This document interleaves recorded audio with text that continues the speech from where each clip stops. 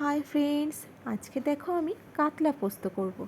তার জন্য দেখো প্রথমে আমি পোস্তটাকে জলে বেশ কিছুক্ষণ ভিজিয়ে রেখেছিলাম। এরপরে আদা, পোস্ত আর কাঁচা লঙ্কা বেশ ভালোভাবে আমি বেটে নিয়েছি। এরপরে মাছগুলোকে দেখো নুন হলুদ মাখিয়ে আমি কড়াইতে বেশ ভালোভাবে ভেজে নিয়েছি।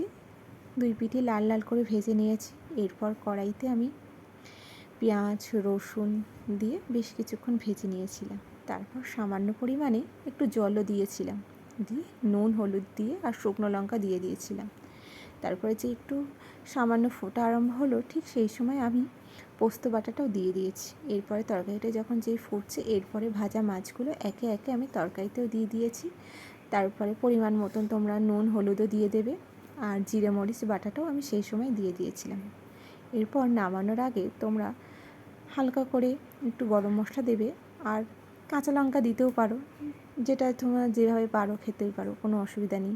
আমি কাঁচা লঙ্কা দিয়েইছিলাম, হালকা বেশ ফ্লেভারটা আসে সুন্দর। তোমরা এইভাবে রান্না করবে আর গরম গরম ভাতের সাথে খেয়ে দেখবে, অসাধারণ কিন্তু হয়েছিল।